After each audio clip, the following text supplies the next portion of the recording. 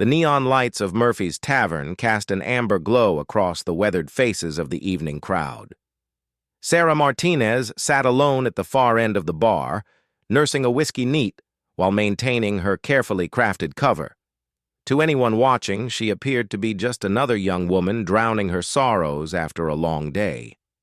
Her dark hair fell loosely around her shoulders, and her simple black dress suggested she might be a secretary or retail worker grabbing a drink before heading home. But appearances could be deceiving. Sarah's trained eyes continuously scanned the room, cataloging every patron, every entrance, every potential threat. 3 months of deep cover work had led her to this moment. Intelligence suggested that arms dealer Viktor Kozlov would be making contact with local buyers at this very establishment tonight. As a Special Forces operative specializing in counterterrorism, Sarah had infiltrated dozens of similar operations, but this one carried particular weight. Kozlov's weapons had been linked to 3 separate terrorist attacks across Europe, and tonight might be their only chance to get close to him. The tavern's atmosphere was thick with cigarette smoke and the sound of clinking glasses. A group of construction workers occupied the center tables, their voices growing louder with each round. Near the pool table, 2 middle-aged men in cheap suits conducted what appeared to be a business meeting over beer and pretzels. Sarah's earpiece crackled softly with updates from her backup team positioned outside. Eagle Eye, this is base. Target vehicle spotted 2 blocks south. ETA approximately 15 minutes. Sarah touched her left earring twice, acknowledging the transmission. She ordered another whiskey, maintaining her role while mentally reviewing the operation parameters. The plan was simple: observe the meeting, identify Kozlov's local contacts, and gather intelligence on the weapons shipment's location. No direct engagement unless absolutely necessary. The tavern door swung open, bringing with it a gust of cool evening air and 3 Marines in dress blues. Sarah recognized the type immediately. Young servicemen on leave, looking to blow off steam after months of deployment. The tallest of the 3, a broad-shouldered man with close-cropped blonde hair and sergeant stripes, led his companions toward the bar. Sergeant Jake Morrison had indeed just returned from a 6-month deployment in Afghanistan. The transition back to civilian life, even temporarily, always felt jarring. The constant vigilance required overseas didn't simply switch off the moment you stepped onto American soil. Tonight was supposed to be about relaxation, about forgetting the weight of responsibility that came with leading men in combat zones. Jake's companions, Corporals Danny Chen and Mike Rodriguez, were eager to celebrate their safe return. They'd been talking about this night out for weeks, planning to visit every bar on the strip before calling it quits. Murphy's Tavern was their 3rd stop, and the alcohol was beginning to show in their increasingly boisterous behavior. 3 beers, whatever's on tap, Jake told the bartender, a grizzled man in his 60s who'd probably seen every type of soldier come through these doors. The old man nodded knowingly and began pulling drinks. Sarah glanced at her watch. Kozlov should arrive within the next 10 minutes. She needed these Marines to keep their celebration quiet and not draw unnecessary attention. Unfortunately, as the 3 men settled into their drinks, their voices carried more than she would have liked. "I'm telling you, Jake, that blonde over there has been checking you out since we walked in," Danny said, nodding toward a woman near the jukebox who was indeed stealing glances in their direction. "Not interested," Jake replied, taking a long pull from his beer. "Just want to drink in peace tonight." "Come on, man. When's the last time you talked to a woman who wasn't either barking orders or asking for protection?" Mike chimed in. "You need to live a little." Sarah tried to tune out their conversation, focusing instead on monitoring the entrance and listening for updates from her team. But the Marines were sitting close enough that their words carried clearly, despite her efforts to ignore them. "Look at that one over there," Danny continued, and Sarah felt her stomach drop as she realized he was pointing in her direction. "She looks like she could use some company. Jake, go talk to her." "I said I'm not interested," Jake repeated, his tone growing firm. But his friends weren't ready to give up. $20 says you can't get her number, Mike challenged, pulling a wrinkled bill from his wallet and slapping it on the bar. 40 says he can, Danny countered, adding his own money to the pile. Sarah kept her eyes forward, hoping they would lose interest and move on. She couldn't afford to get involved in some juvenile pickup attempt, not when Kozlov could walk through that door at any moment. Her earpiece crackled again. Eagle Eye. Target vehicle has stopped at the traffic light 1 block north. Prepare for arrival. The timing couldn't be worse. Sarah touched her earring again and whispered barely audibly, "Copy that, base." Unfortunately, Jake had noticed her subtle movement and mistakenly interpreted it as some sort of signal. "See? She's totally interested," Danny insisted, misreading the situation entirely. "She's practically begging you to come over." "That's not what that was," Jake said, but his friends were already pushing him forward. Sarah felt their approach and tensed slightly. She needed to end this quickly and politely before it became a distraction. When Jake appeared at her elbow, she turned with what she hoped was a discouraging smile. "Can I help you?" she asked, keeping her voice neutral. Jake looked uncomfortable, clearly having been pressured into this interaction against his better judgment. "My friends think I should buy you a drink," he said honestly. "I told them you probably just want to be left alone."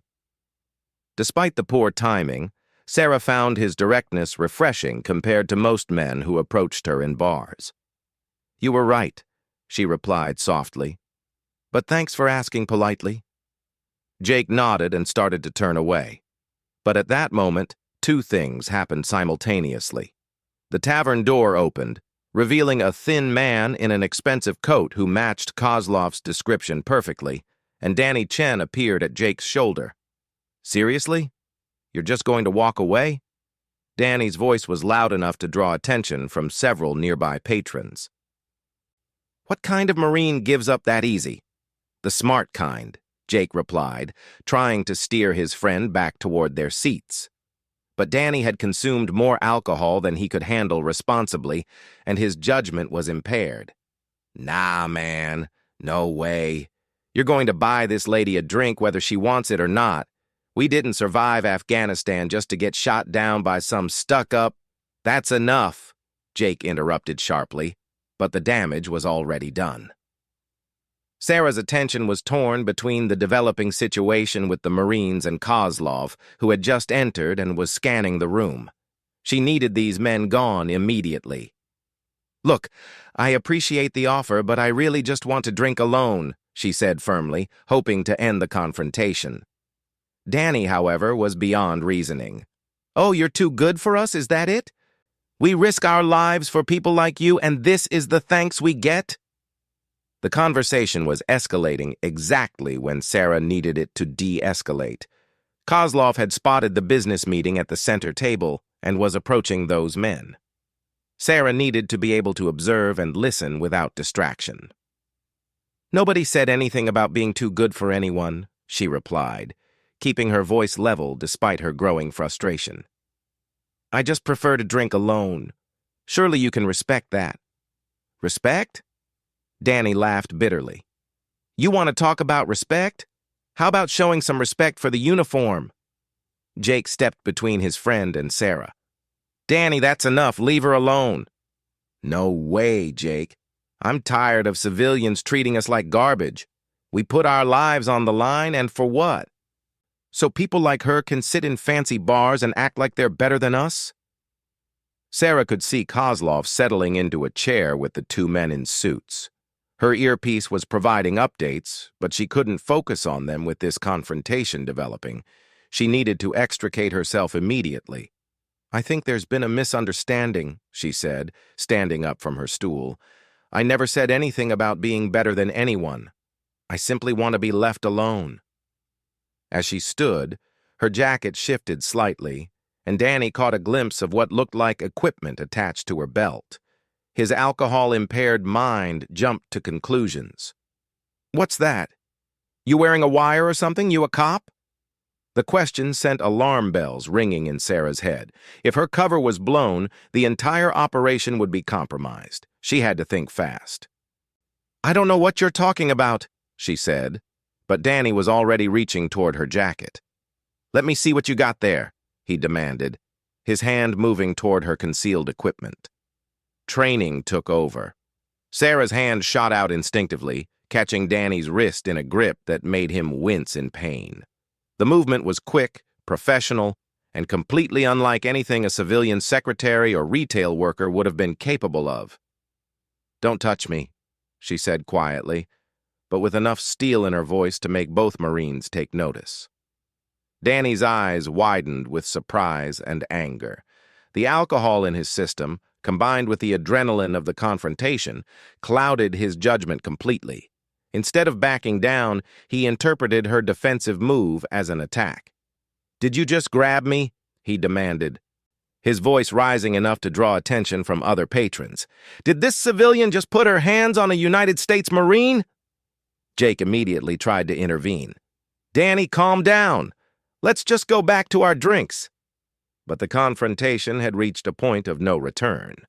Sarah could see Kozlov glancing in their direction. His meeting temporarily paused as he assessed whether the disturbance posed a threat to his business. She had seconds to resolve this situation before her entire mission was compromised. "I asked you not to touch me," Sarah repeated, releasing Danny's wrist but maintaining a defensive posture. "I think it would be best if you returned to your friends." Danny rubbed his wrist, surprised by the strength in her grip. The rational part of his mind knew he should walk away, but pride and alcohol made a dangerous combination. "You know what? I don't think you're just some civilian," he said loudly. "I think you're something else entirely. Maybe we should find out exactly what you are." He reached for her again, this time more aggressively.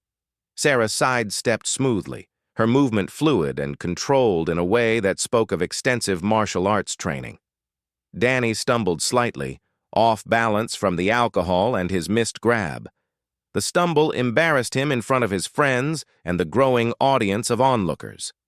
In his impaired state, he decided that the best response was to escalate further. "That's it," he snarled, turning to face her squarely. "I've had enough of your attitude." Without warning, he swung his fist toward Sarah's face. Time seemed to slow as Sarah's training kicked into high gear. She could have easily blocked the punch, could have countered with any number of techniques that would have ended the confrontation immediately, but doing so would have revealed her true capabilities and blown her cover completely. Instead, she made a split-second decision that would haunt her for the rest of the operation. She allowed the punch to connect. Danny's fist struck her cheek with enough force to snap her head back and send her stumbling backward into the bar. The impact was real, painful, and sent shockwaves through the suddenly silent tavern. Blood trickled from the corner of her mouth as she steadied herself against the wooden bar top. For a moment, the only sounds in Murphy's tavern were the distant hum of the jukebox and the clink of ice settling in forgotten glasses. Every patron in the establishment was staring at the scene that had just unfolded. Jake Morrison stood frozen in horror, unable to believe what his friend had just done. Mike Rodriguez was equally stunned, his mouth hanging open as he processed the fact that Danny had just struck a woman in public. Danny himself seemed momentarily sobered by his own actions, the reality of what he'd done cutting through his alcohol-induced fog. He looked at his fist, then at Sarah, then back at his fist, as if he couldn't quite believe what had just happened. Sarah wiped the blood from her mouth with the back of her hand, her mind racing through the implications of what had just occurred. Her cover was still intact, but barely. Kozlov and his associates were watching the aftermath with interest, trying to determine whether this was a random bar fight or something more significant. The tavern's other patrons began to murmur among themselves, some pulling out cell phones to record what might happen next. The bartender reached for the phone, presumably to call the police. I don't think that will be necessary, Sarah said quickly, addressing the bartender while keeping her eyes on the Marines. It was just a misunderstanding. But even as she spoke, Sarah knew that the situation had spiraled far beyond a simple misunderstanding. The punch had been witnessed by dozens of people, including the arms dealer she was supposed to be monitoring. The operation was hanging by a thread, and she had only seconds to decide how to proceed. Jake finally found his voice. "Danny, what the hell is wrong with you?" He turned to Sarah, genuine concern and embarrassment clear in his expression. "Ma'am, I am so sorry. This is completely unacceptable. Danny, apologize right now." But Danny was staring at Sarah with a strange expression, his head tilted slightly as if he was trying to figure out a puzzle. "You know what's weird?" he said slowly. "That punch should have put you on the ground. I hit you square in the face and you're standing there like it was nothing." Sarah's blood ran cold. Danny's observation was accurate and dangerous. A normal civilian woman would have been stunned, possibly unconscious, from a punch delivered with that much force by a trained Marine. Her ability to absorb the impact and remain standing was a clear indication of her conditioning and training. "Adrenaline?" she said quickly. "People can handle more than they think when they're scared." But Danny was shaking his head, his alcohol-impaired mind nonetheless picking up on details that others might miss. "No, that's not right. The way you moved earlier, the way you grabbed my wrist, the way you're standing now, you're not some random civilian." Kozlov's meeting had completely stopped now, with all three men watching the unfolding drama.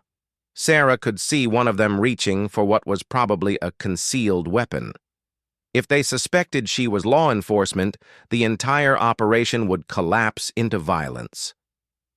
"I don't know what you're talking about," Sarah insisted, but she could see the doubt in Danny's eyes growing stronger. Jake stepped forward again, trying to salvage the situation. "Danny, you're drunk and you're talking nonsense. We need to get you out of here before the police arrive."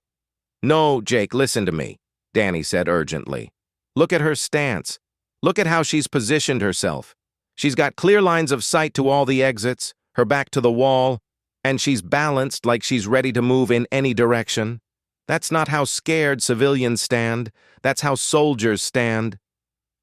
The observation was disturbingly accurate, and Sarah realized that despite his intoxication, Danny's military training was allowing him to pick up on subtle cues that most people would miss.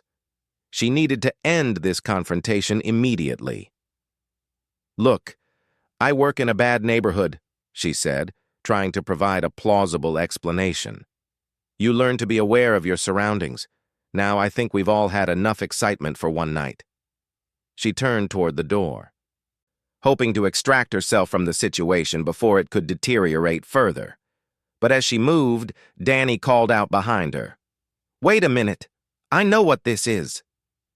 His voice carried a new level of certainty that made Sarah's heart race. "Jake, she's military. Look at her haircut. Look at how she carries herself. Look at her conditioning. She's not some civilian office worker. She's one of us." Sarah stopped walking but didn't turn around. The entire tavern was listening now, including Kozlov and his associates. She could feel their eyes boring into her back, evaluating this new information and its potential implications for their business. "You're wrong," she said without turning around. "I'm nobody special, just someone who wants to go home." But the damage was already done. The seed of suspicion had been planted, and Sarah could see Kozlov speaking quietly to one of his companions. The arms dealer was clearly reconsidering whether this location was secure for conducting business. Jake appeared at Sarah's elbow, his expression filled with concern and embarrassment. "Ma'am, I want to apologize again for my friend's behavior. He's had too much to drink and he's talking nonsense. Can I at least buy you a drink to make up for this?"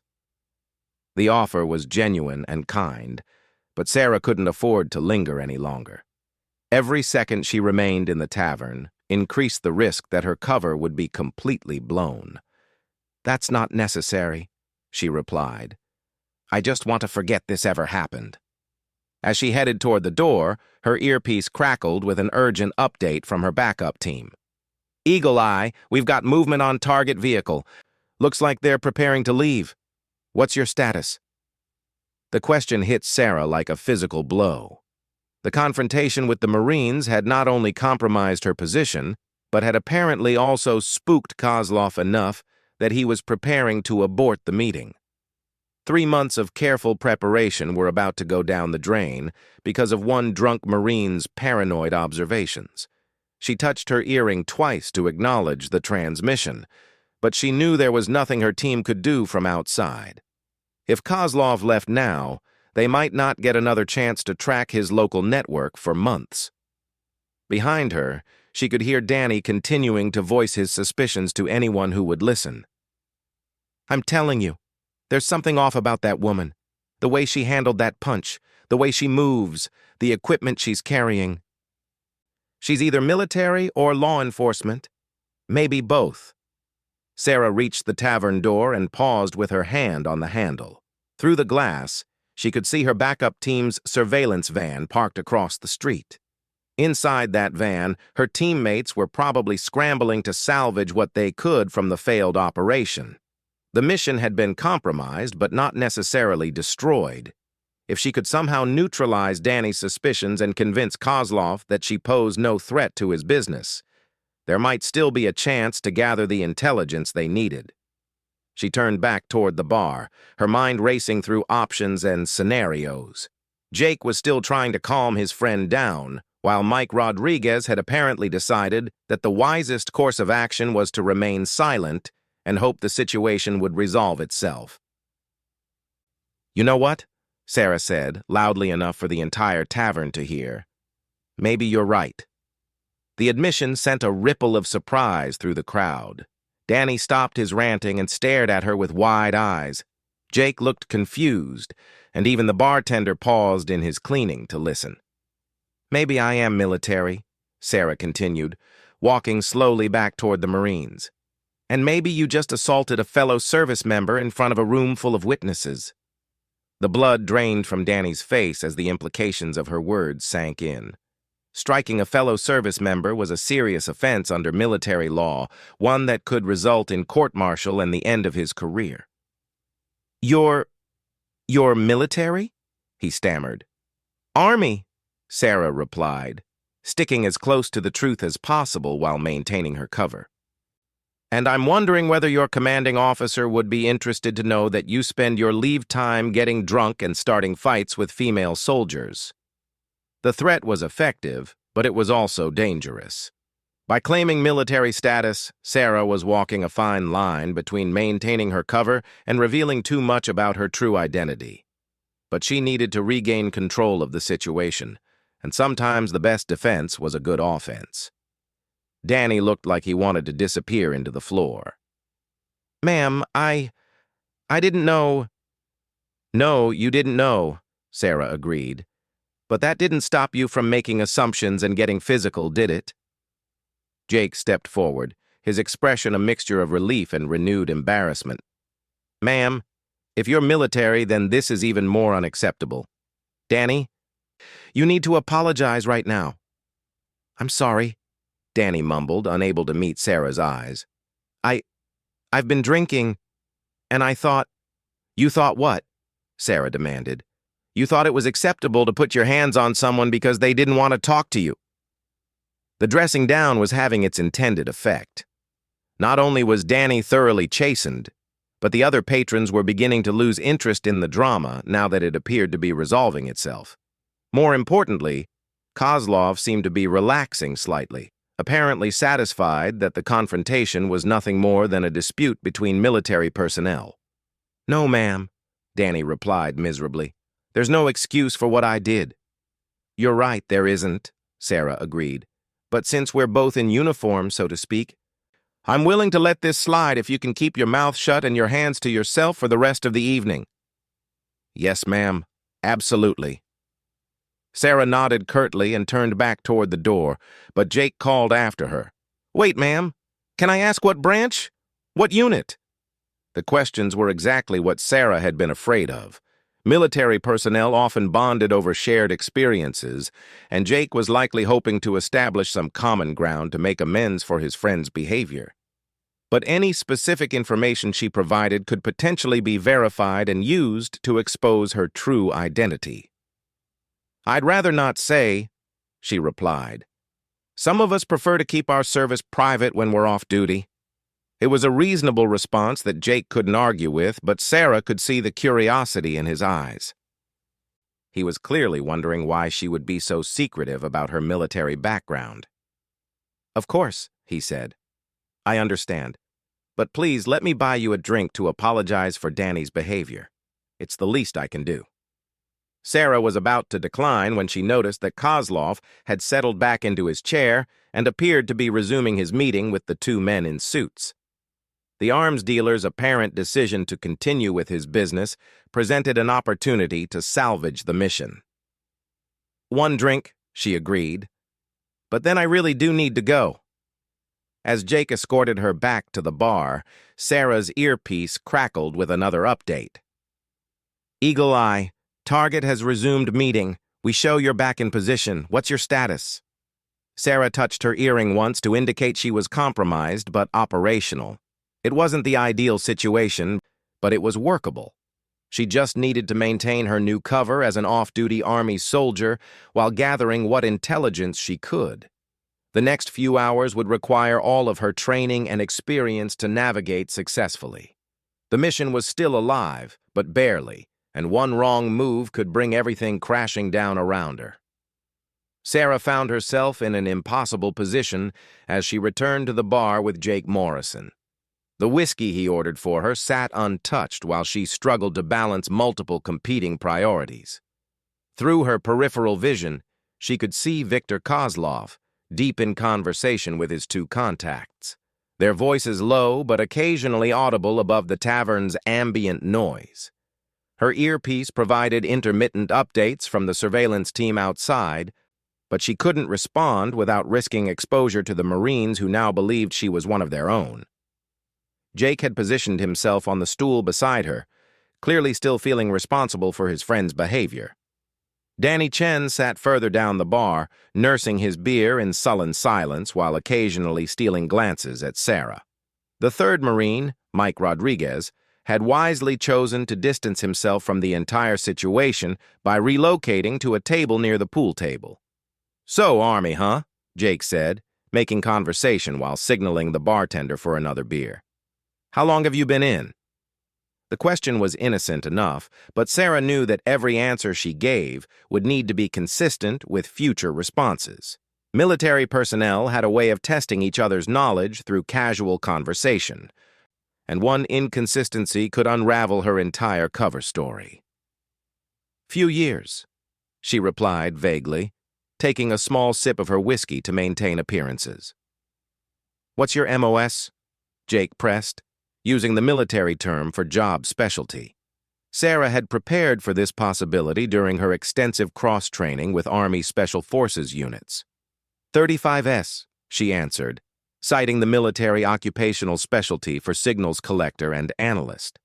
It was technical enough that most Marines wouldn't know the specific details, but common enough that Jake wouldn't find it suspicious. "Intelligence, nice." Jake nodded approvingly. "That explains the awareness training. You're probably better at reading situations than most people." The comment hit closer to home than Jake could have realized. Sarah's training in situational awareness was indeed extensive, but it went far beyond what a typical Army intelligence analyst would possess. She needed to be careful not to reveal capabilities that would raise questions about her claimed background. "Something like that," she agreed, while simultaneously straining to hear Kozlov's conversation at the nearby table. The arms dealer was speaking in heavily accented English with what appeared to be a local criminal named Tommy Breslin, based on the intelligence briefings Sarah had received. Breslin controlled most of the illegal weapons trade in the city's south side, and his presence at this meeting suggested that Kozlov was looking to establish a permanent distribution network rather than a one-time sale. "Shipment arrives Thursday night," Kozlov was saying, his voice just barely audible above the tavern's background noise. Pier 17. Warehouse complex. Your people will have 2 hours to complete the transfer before security shift changes. Sarah's pulse quickened. This was exactly the information her team needed to intercept the weapons shipment. She touched her left earring twice to signal that she was receiving valuable intelligence, but the gesture caught Jake's attention. "You okay?" he asked, noticing her movement. "Just tired," Sarah replied quickly. "It's been a long day." Jake nodded sympathetically. "I get it. Sometimes the job follows you even when you're off duty. What base are you stationed at?" Another question that required careful navigation. Sarah couldn't name a local base without risking someone verifying her presence there, but claiming to be from too far away might raise questions about what she was doing in this particular bar. "I'd rather not get into work stuff tonight," she said, hoping to deflect further inquiry. "No offense, but I come here to get away from all that." "Fair enough," Jake replied, though Sarah could see curiosity lingering in his expression. "I respect that. Sometimes you need to separate the uniform from the person underneath." At the table across the room, Kozlov's meeting was reaching a critical phase. The third man, whom Sarah now recognized from surveillance photos as Kozlov's Lieutenant Dmitry Volkov, was laying out photographs of what appeared to be military-grade weapons. "Full auto conversions, armor-piercing rounds, and these," Volkov was saying, pointing to images Sarah couldn't quite see from her position. "Surface-to-air capabilities. Very popular with your politically motivated customers." The mention of surface-to-air missiles sent chills down Sarah's spine. If terrorists gained access to such weapons, the implications for civilian aviation could be catastrophic. She needed to get closer to the table to gather more detailed information, but doing so would risk exposing her surveillance to both the criminals and the Marines. "I need to use the restroom," she announced, standing up from her bar stool. "Of course," Jake replied politely, but Danny Chen chose that moment to insert himself back into the conversation. "Wait a minute," Danny said, his words slightly slurred but his tone suspicious. "You never told us your name." Sarah paused, realizing that in all the confusion of the earlier confrontation, she had indeed never provided a name. Now she needed to give them something that wouldn't contradict any potential background checks they might run. "Sarah," she said simply, using her real first name to avoid complications. "Sarah what?" Danny pressed, clearly still harboring doubts about her identity. "Danny, leave her alone," Jake warned, but the damage was already done. "What's your last name, Sarah?" Danny continued. "And what unit are you with exactly?" The questions were becoming more specific and more dangerous. Sarah could see that Danny's initial suspicions hadn't been fully laid to rest by her claim of military service. If anything, her evasiveness about details was making him more suspicious, not less. "My last name is my business," she replied firmly. "And I already told you I prefer not to discuss work when I'm off duty." "See, that's weird," Danny said, standing up from his stool. "Because every soldier I've ever met loves to talk about their unit, their deployments, their experiences. It's like a brotherhood, you know? But you don't want to talk about any of that." Sarah felt the situation beginning to spiral again. Danny's observations, while crude, weren't entirely wrong. Military personnel did tend to bond over shared experiences, and her reluctance to engage in such conversations was indeed unusual for someone who claimed to be in the Army. "Maybe I've seen things I don't want to talk about," she said, trying a different approach. "Maybe some of us have experiences we'd rather keep private." The suggestion of trauma or classified operations was meant to shut down further inquiry, but Danny wasn't buying it. "Or maybe," he said, stepping closer, "you're not really military at all.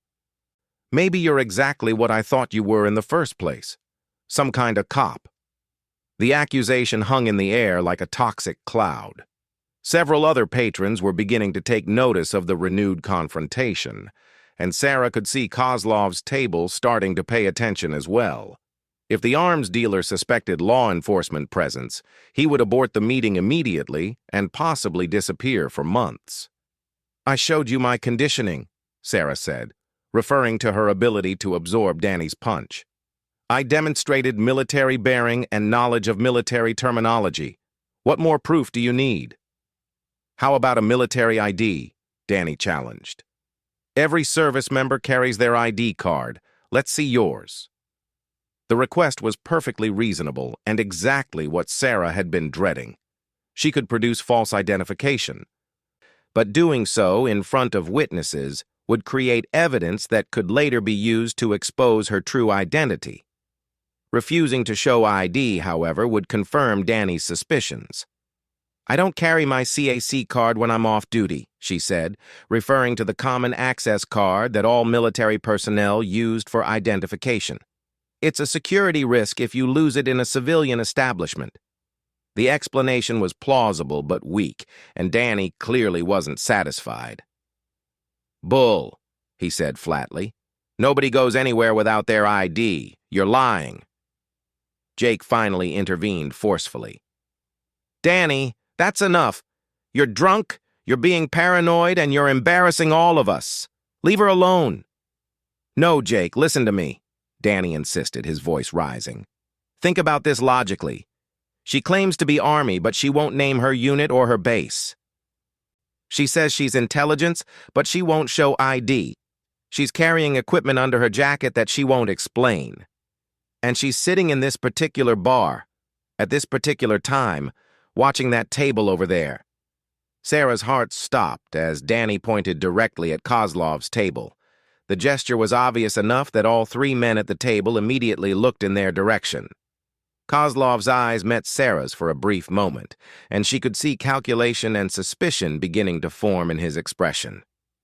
"I wasn't watching anyone," she said quickly, but the denial sounded weak even to her own ears.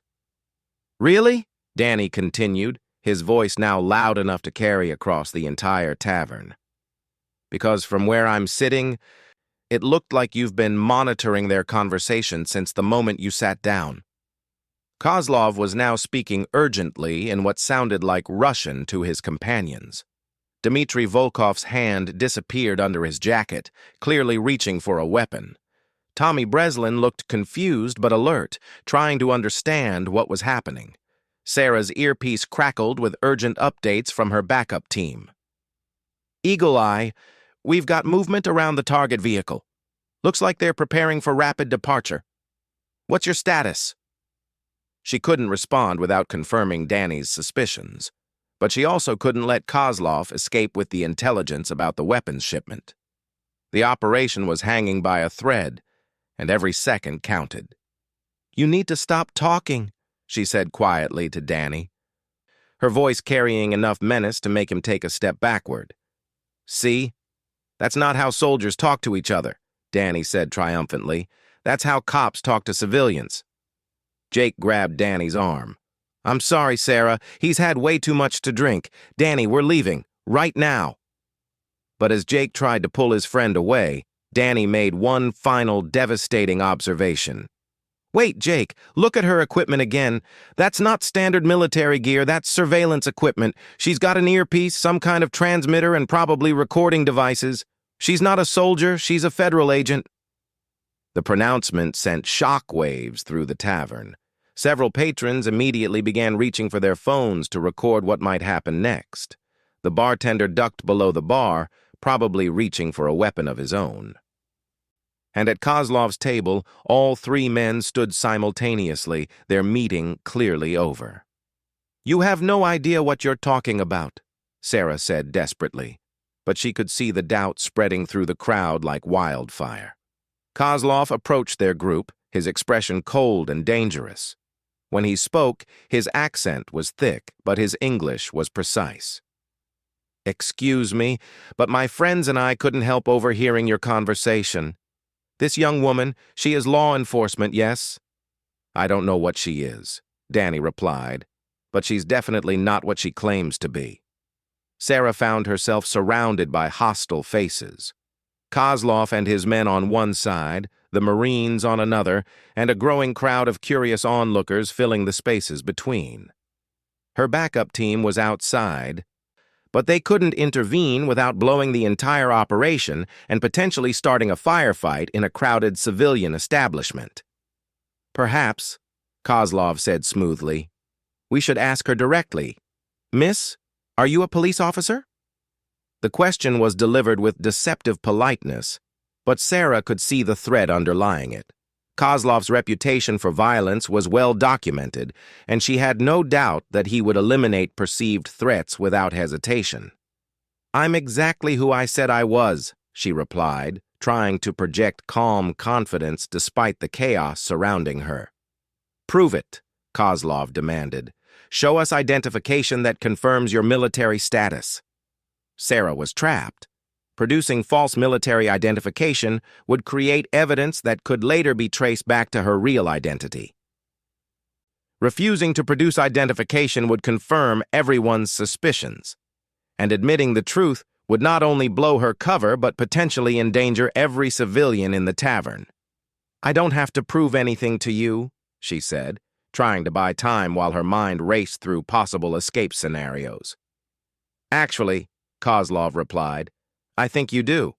You see, my business requires a certain level of discretion. If there are law enforcement personnel monitoring my activities, this becomes a problem that must be resolved." The threat was unmistakable. Dmitry Volkov had positioned himself near the tavern's front entrance, while Tommy Breslin was moving toward the back exit. They were systematically cutting off her escape routes while maintaining the pretense of a civil conversation. Jake Morrison, meanwhile, was beginning to realize that the situation had escalated far beyond a simple case of mistaken identity. "Look, I don't know who you are," he said to Kozlov, "but this is between us military folks. There's no need for civilians to get involved." "Ah, but there is," Kozlov replied, "because this young woman is not military at all. She is what we call in my country a watcher, someone who observes and reports to authorities." The arms dealer's assessment was disturbingly accurate, and Sarah could see that her carefully constructed cover story was crumbling in real time. She needed to regain control of the situation before it spiraled into violence. "You're all making a big mistake," she said, backing toward the bar to keep solid material at her back. "I'm just a soldier trying to drink in peace." "Then explain the surveillance equipment," Danny demanded, his earlier intoxication apparently forgotten in the excitement of the moment. "And explain why you were monitoring our conversation," Kozlov added, his tone growing colder. Sarah's earpiece crackled again with updates from her backup team. "Eagle Eye, we've got multiple vehicles moving toward your location. Looks like Target has called for reinforcements. We're preparing to move, but we need your signal." The situation was deteriorating rapidly. If her team moved in now, they might be able to extract her safely, but they would lose any chance of gathering intelligence about the weapons shipment. If she tried to maintain her cover much longer, she risked not only her own life but the lives of innocent civilians who were now caught in the middle of a developing confrontation. "I need everyone to calm down," she said, raising her hands in a gesture of peace. "There's been a misunderstanding, but it doesn't have to escalate." "The only misunderstanding," Kozlov replied, "is your belief that you could deceive us. My associate here," he gestured toward Dmitry, "has considerable experience identifying law enforcement personnel. Your posture, your equipment, your behavior, everything about you screams federal agent." Sarah could see that denial was no longer an option. Too many people had voiced too many suspicions for her to maintain the pretense of being a simple army soldier. But admitting the truth would almost certainly result in violence. "Let's say, hypothetically, that you're right," she said carefully. "What would that mean for everyone in this room?" "It would mean," Kozlov replied, "that certain people would need to leave quickly and certain other people would need to remain behind." The euphemism was clear enough to make Jake Morrison's eyes widen with understanding. The Marine sergeant had enough combat experience to recognize a death threat when he heard one. "Now wait just a minute," Jake said, stepping forward. "I don't know what kind of business you people are conducting, but threatening a fellow service member crosses a line." "Your fellow service member," Kozlov said with obvious amusement, "is most likely FBI, ATF, or perhaps DEA. She is here to gather evidence about business transactions that are none of her concern." The specific mention of federal agencies told Sarah that Kozlov had more experience with law enforcement surveillance than his intelligence file had indicated. He was clearly familiar with the tactics and methods used by various agencies, which meant he would be prepared for most of the standard responses to this type of situation. Danny Chen, meanwhile, was looking increasingly confused as he realized that his suspicions about Sarah might have inadvertently placed him in the middle of a confrontation between federal agents and international criminals. "Jake," he said quietly, "I think we should leave. Right now." "Nobody is leaving," Dmitry Volkov announced from his position near the front door. "Not until we understand exactly what kind of law enforcement interest there is in our business." The statement confirmed Sarah's worst fears. Kozlov and his associates had no intention of allowing potential witnesses to simply walk away.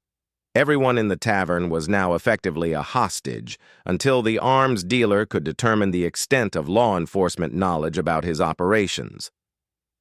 Sarah's mind raced through her limited options. She could attempt to fight her way out, but doing so would almost certainly result in civilian casualties. She could try to negotiate, but Kozlov had no reason to trust anything she said. Or she could signal her backup team and hope they could resolve the situation without too much collateral damage. "Look," she said, addressing Kozlov directly. "You're right. I'm not military. But I'm also not here for you specifically. I was tracking someone else entirely, and your meeting just happened to be in the wrong place at the wrong time." The partial truth was designed to make Kozlov believe that he wasn't the primary target of investigation, which might convince him that he could simply leave without taking drastic action against the witnesses. "Interesting," Kozlov replied. "And who exactly were you tracking?" The question was a trap. If Sarah named someone else as her target, Kozlov would likely demand proof. If she refused to answer, it would confirm that he was indeed the focus of her investigation. "I can't discuss ongoing operations," she said, which was both true and evasive. "Cannot or will not?" Kozlov pressed. "Both," Sarah admitted. The honesty seemed to surprise the arms dealer. He studied her face carefully, apparently trying to determine whether she was telling the truth about him not being her primary target. "You know," he said finally, "I almost believe you. But unfortunately, belief is a luxury I cannot afford in my line of work." "Dmitry?" The lieutenant nodded and began moving toward Sarah, his hand clearly positioned on a concealed weapon. Jake Morrison immediately stepped between them, his military training overriding his confusion about the situation. "I don't know what's going on here," Jake said firmly, "but I'm not going to stand by and watch someone threaten a woman, regardless of who she is or what she does for a living." "Your chivalry is admirable but misplaced," Kozlov replied. "This woman represents a significant threat to my business interests." "Then maybe you should reconsider your business interests," Jake shot back. The exchange was brave, but dangerous. Jake's intervention, while honorable, was complicating Sarah's ability to manage the situation. She needed to regain control before the Marine's protective instincts got him killed. "Sergeant Morrison," she said, using his rank to get his attention, "I appreciate your concern, but this isn't your fight." "Maybe not," Jake replied, without taking his eyes off Dmitry. "But I'm making it my fight."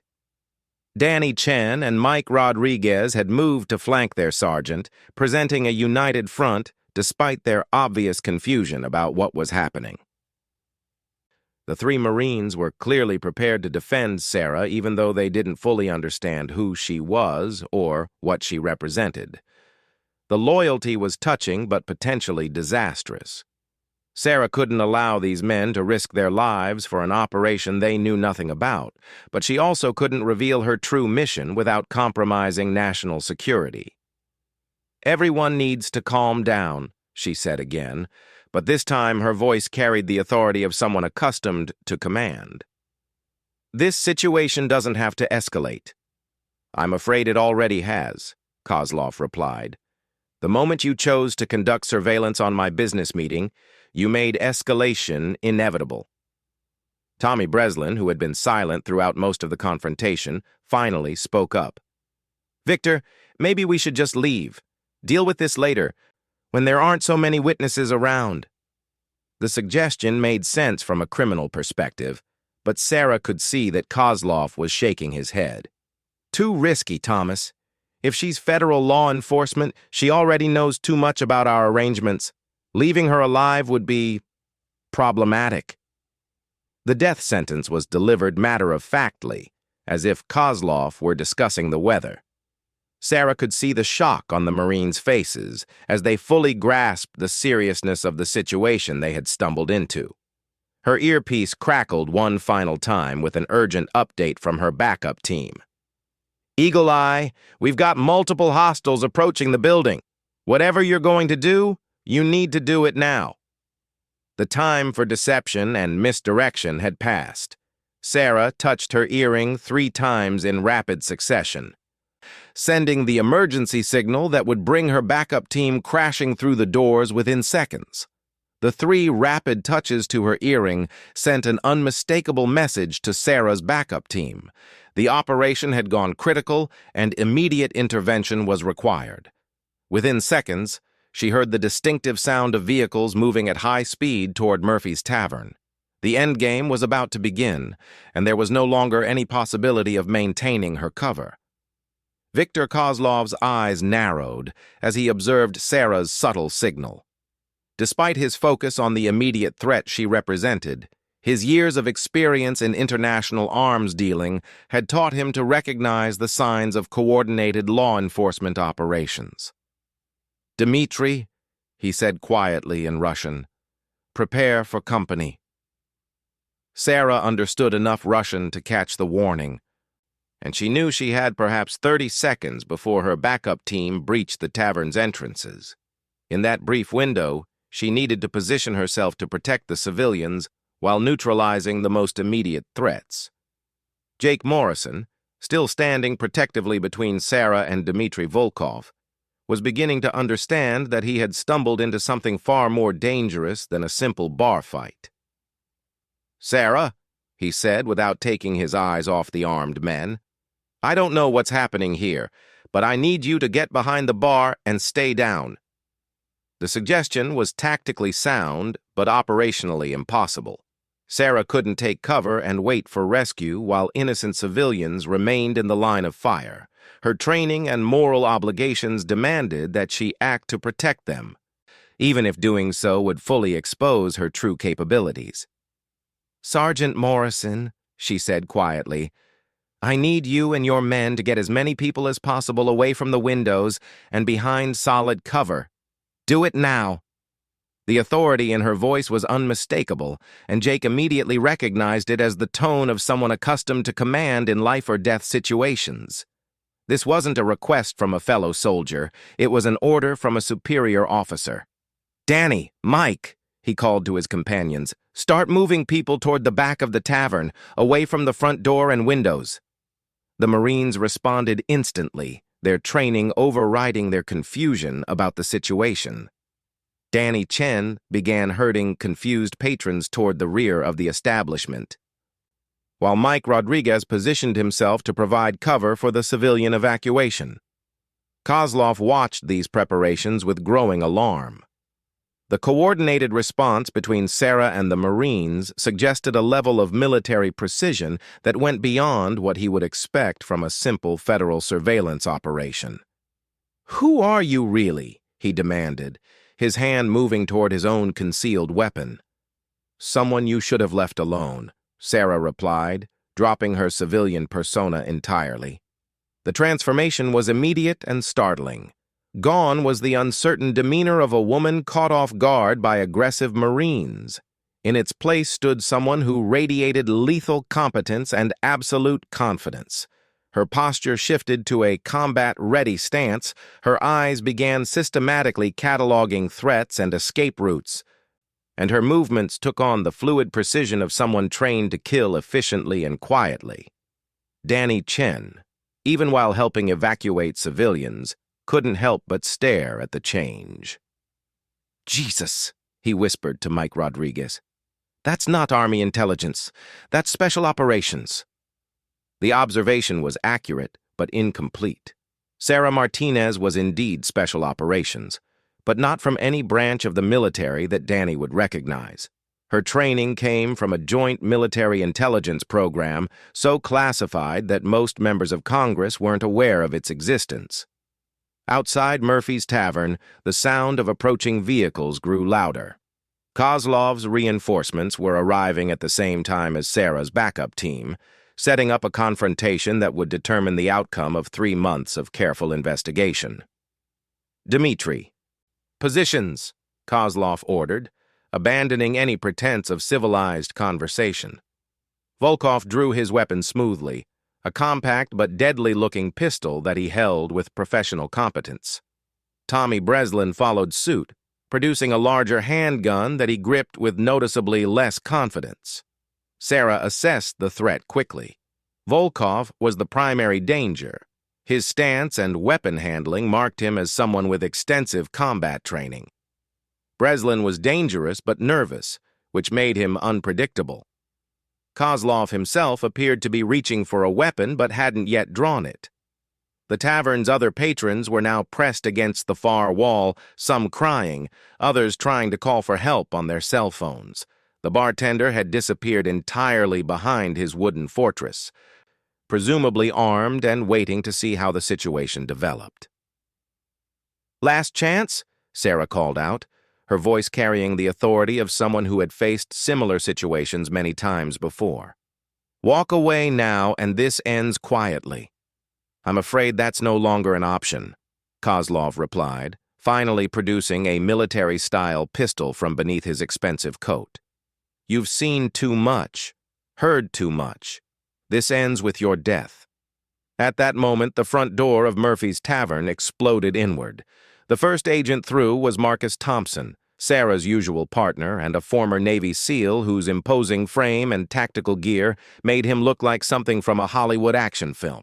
Behind him came Elena Vasquez and David Chen, both armed with automatic weapons and wearing full tactical gear. "Federal agents!" Thompson shouted, sweeping the room with his weapon. "Everyone on the ground!" The command was directed at everyone in the tavern, but the trained personnel in the room knew how to distinguish between threats and civilians. Kozlov's group immediately began returning fire, their weapons barking loudly in the confined space of the tavern. Sarah moved the instant the shooting started, her Special Forces training taking over completely. She rolled behind an overturned table, drew her own concealed weapon, a compact but effective pistol that had been hidden beneath her jacket, and began engaging the threats with precise, controlled fire. Jake Morrison and his Marines, despite having no clear understanding of what was happening, immediately began providing covering fire for the civilian evacuation. Their military training kicked in automatically, treating the situation like any other combat engagement they might face in a war zone. "Danny, get those people to the back exit," Jake shouted over the gunfire. "Mike, cover the left flank." The coordination between the Marines and the federal agents was seamless, despite their lack of prior contact. Professional military personnel could work together effectively, even without formal command structure, and the tavern became a coordinated battlefield within seconds. Dmitri Volkov proved to be as dangerous as Sarah had expected.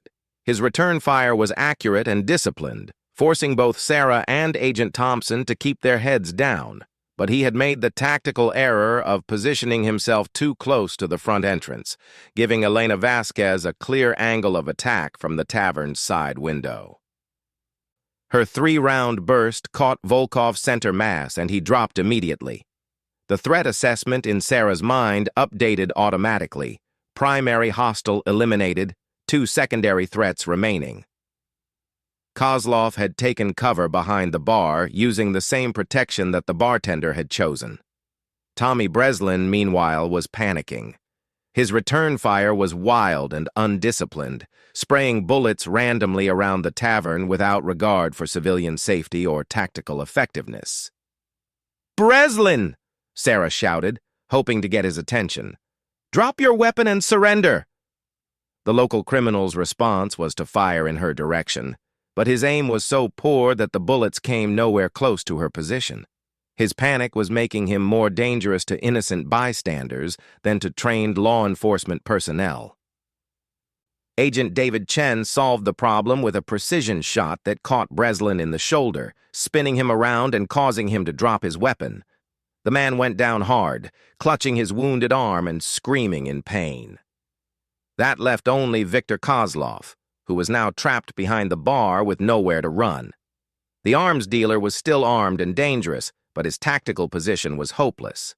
Sarah could see him trying to calculate his options, and she knew that a cornered criminal often made desperate choices. "Kozlov," she called out, "you're surrounded and outgunned. Surrender now, and you might live through this."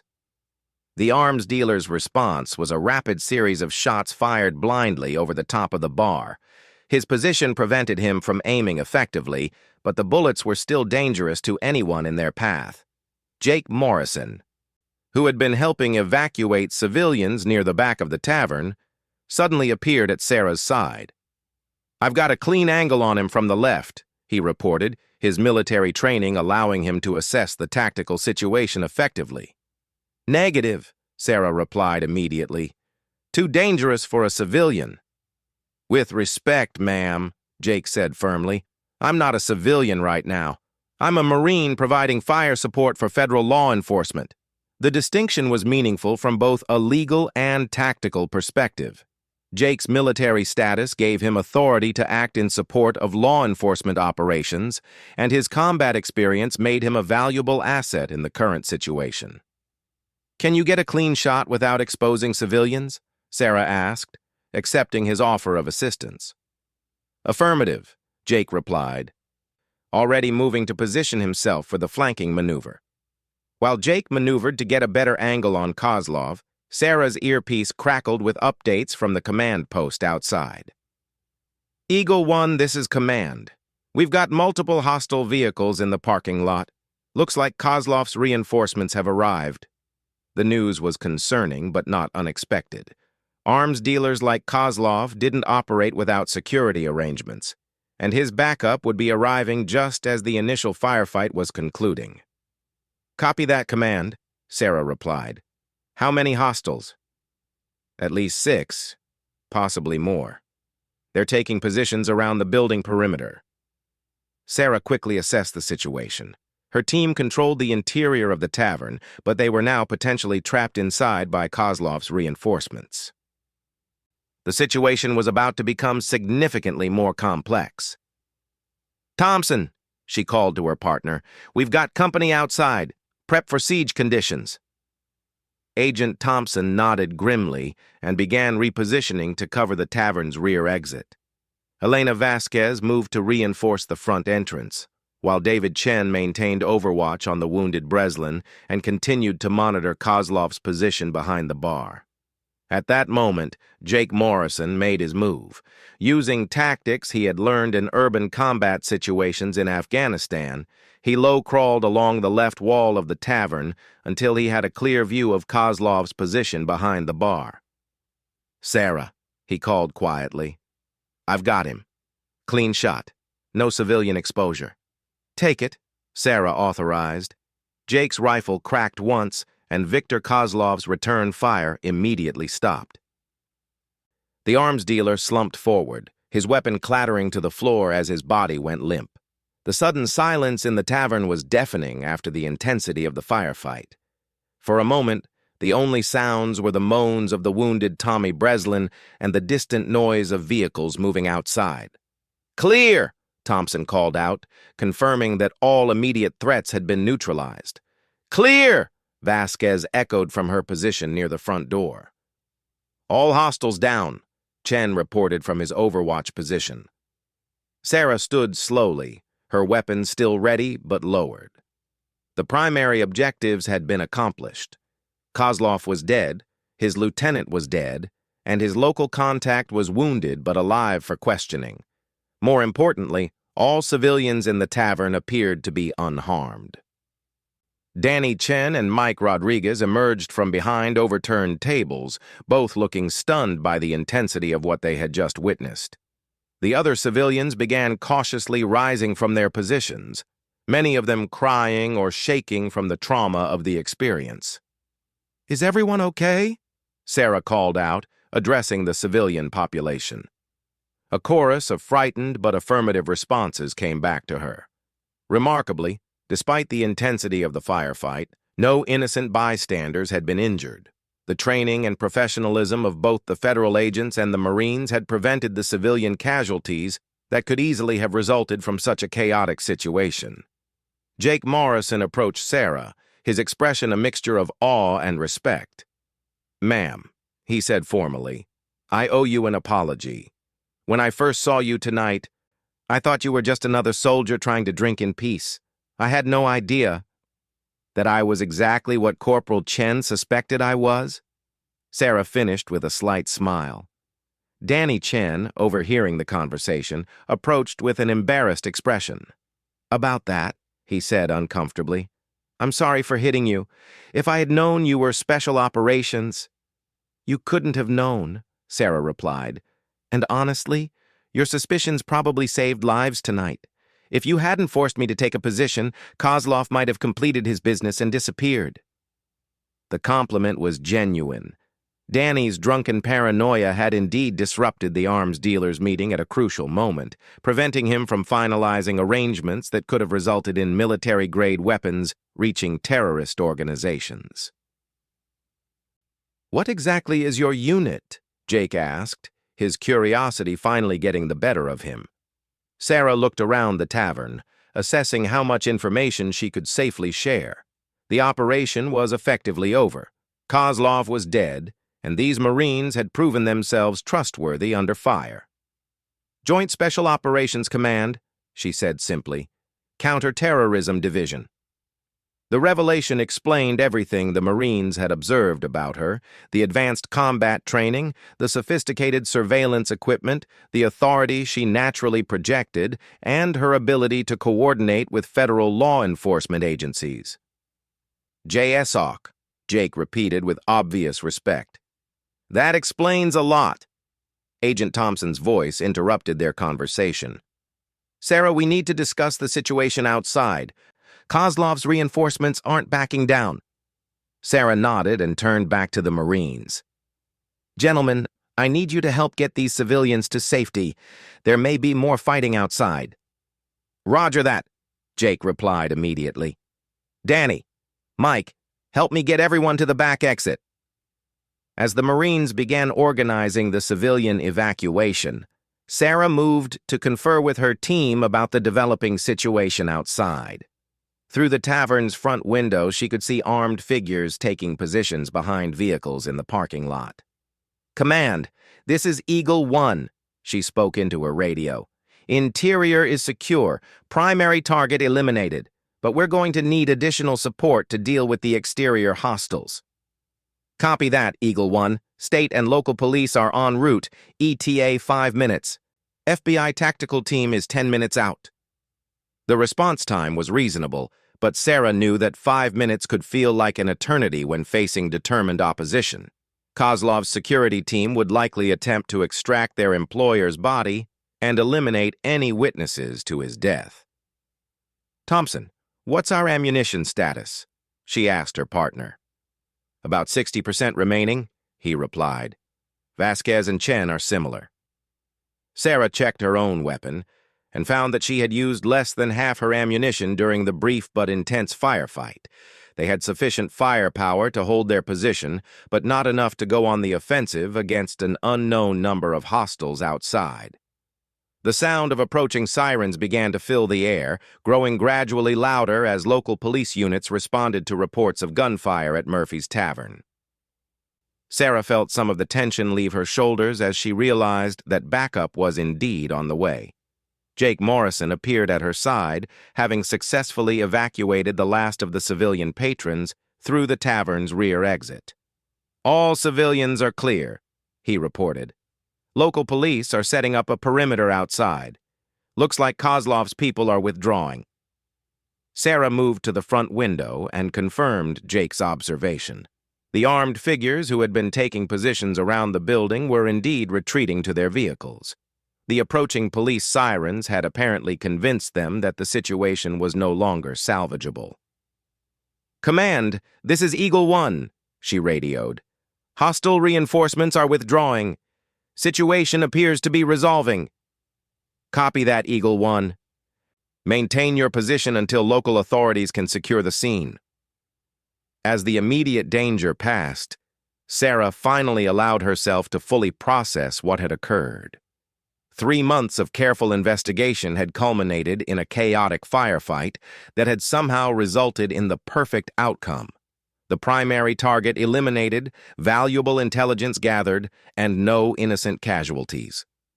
The information she had overheard about the weapons shipment at Pier 17 would allow law enforcement to intercept the entire operation.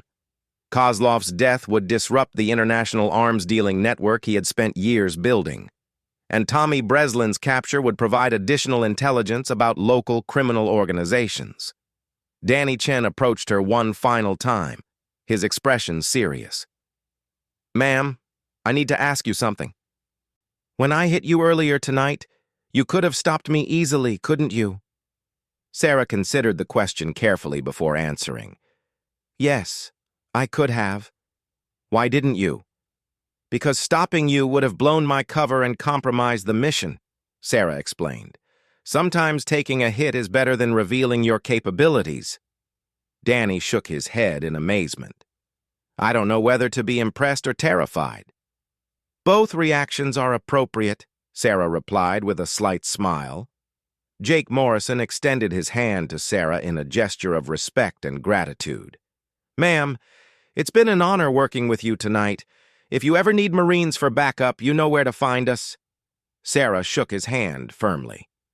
"Sergeant Morrison, you and your men performed exceptionally under fire. Your country should be proud of your service." As local police officers began securing the scene and federal agents started processing evidence, Sarah reflected on the events of the evening. What had started as a routine surveillance operation had escalated into a firefight that revealed the true character of everyone involved. The 3 Marines had proven themselves capable of rising above personal conflicts to protect innocent civilians and support law enforcement when needed. Danny Chen's initial suspicions, while creating complications, had ultimately contributed to the mission's success. Jake Morrison's leadership and combat skills had been instrumental in neutralizing the threats while minimizing civilian casualties. Most importantly, the mission had succeeded in its primary objective, preventing military-grade weapons from reaching terrorist organizations. The intelligence gathered about Kozlov's network would enable follow-up operations that could disrupt arms trafficking across multiple countries. As Sarah prepared to leave Murphy's Tavern for the last time, she turned back to look at the scene one final time. The overturned tables, bullet holes in the walls, and blood on the floor told the story of a confrontation that had tested everyone involved and revealed their true nature. In the end, she thought, sometimes the most important battles were fought not by armies on distant battlefields, but by individual Americans who chose to stand up for what was right when the moment demanded it. Tonight had been one of those moments, and everyone who mattered had passed the test. The mission was complete, but the memory of 3 Marines who had risked their lives for strangers would stay with her for the rest of her career.